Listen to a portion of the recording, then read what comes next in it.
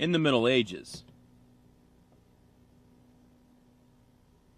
During the next 1,000 years, the church built larger and larger buildings. The building was divided into two areas, chancel and nave. The pastor led the worship in the front of the area called chancel or sanctuary. In the front was a large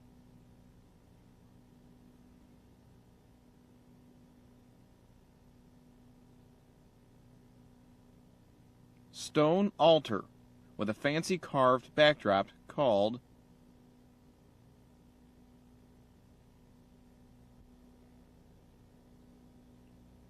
reredos.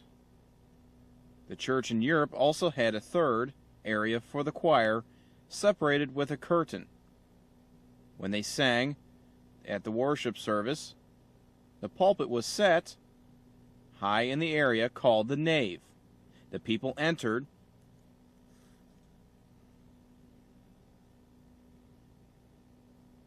the nave through the west door and walked past a baptismal font, remembering that with baptism they had entered the Christian congregation.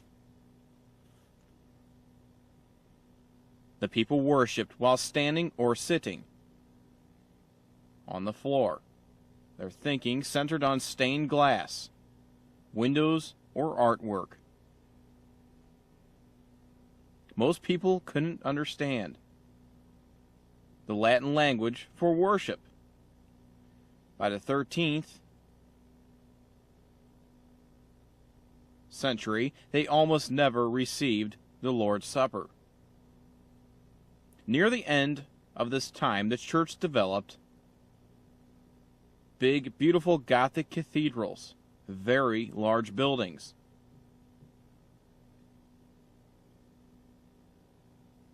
In the shape of a cross.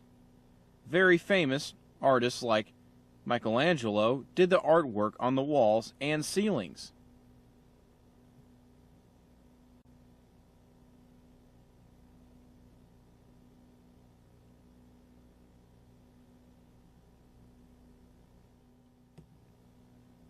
Reformation.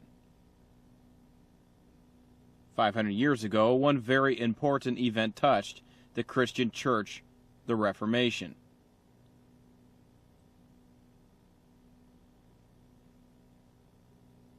Martin Luther and other church leaders began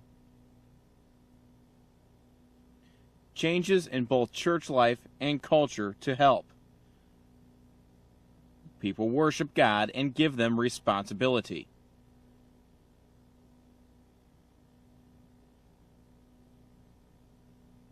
To live their faith. For Martin Luther, the most important center for the church is God's Word.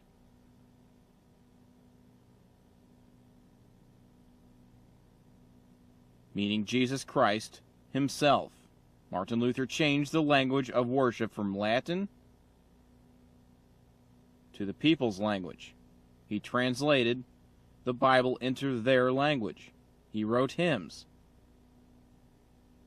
for people themselves to sing, not only a small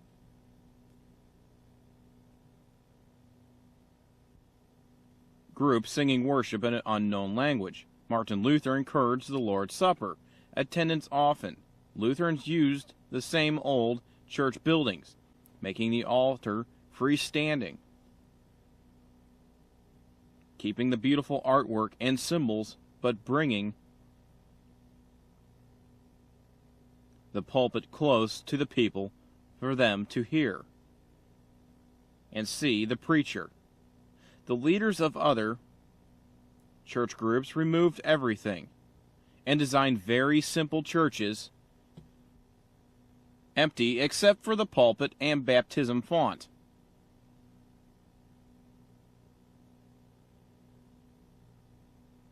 They had no altar, no art, and no organ.